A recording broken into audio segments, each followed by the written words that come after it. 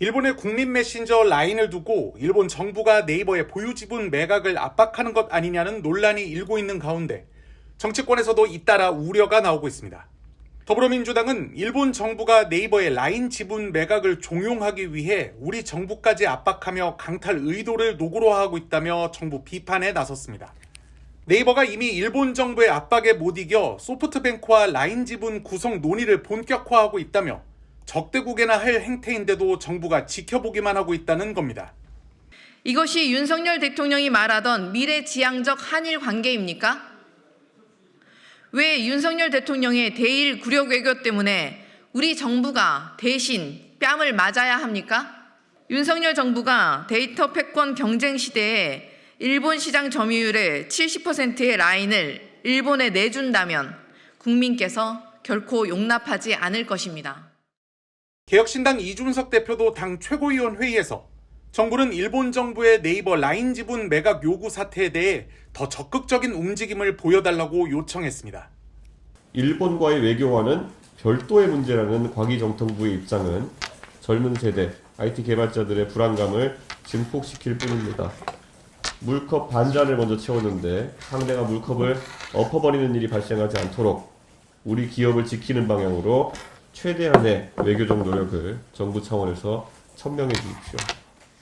앞서 일본 총무성은 라인 야후에 대해 한국 네이버와의 자본관계를 재검토하라는 행정 지도를 내린 바 있습니다. 이에 대해 네이버 최수연 대표는 오늘 2024년 1분기 실적 발표회에서 자본 지배력을 줄이라고 요구하는 일본 정부의 행정지도 자체가 이례적이라며 이번 사안에 대한 입장을 밝혔습니다.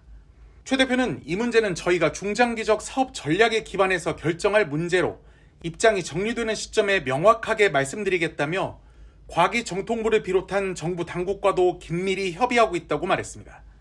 네이버와 일본 소프트뱅크는 라인 야후 대주주의 주식을 50%씩 보유하고 있어 이번 일본 정부의 행정지도를 두고 네이버의 라인 경영권을 소프트뱅크에 넘기라고 압박하는 것 아니냐는 비판이 나오고 있습니다.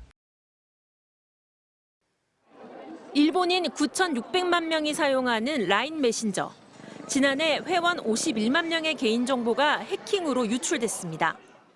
당시 일본 정부는 일본의 라인 야후에 보안을 강화하고 모기업 네이버와는 시스템을 분리하라고 요구했습니다.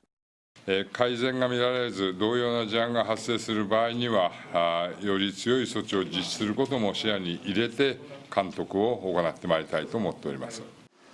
그런데 보안 문제가 엉뚱하게 경영권 문제로 번지고 있습니다. 두 차례 행정지도에 나선 일본 정부가 네이버와 라인 야후 간 지분 재조정, 즉 네이버의 지분 매각을 압박하고 있는 겁니다. 라인 야후의 대주주는 지주회사 A홀딩스. A홀딩스의 지분은 네이버와 일본 소프트뱅크가 각각 절반씩 소유하고 있습니다. 네이버 지분이 소프트뱅크로 조금이라도 넘어가면 라인 야후 경영권도 넘어가게 됩니다. 외국 기업의 지분 문제를 정부가 압박하는 건 이례적인데 전문가들은 그만큼 데이터 패권 경쟁이 치열하기 때문이라 분석했습니다. 일본 정부는 최근 해킹 관련 조사에 협조할 수 있느냐고 한국의 개인정보보호위원회까지 문의했을 정도로 적극적입니다.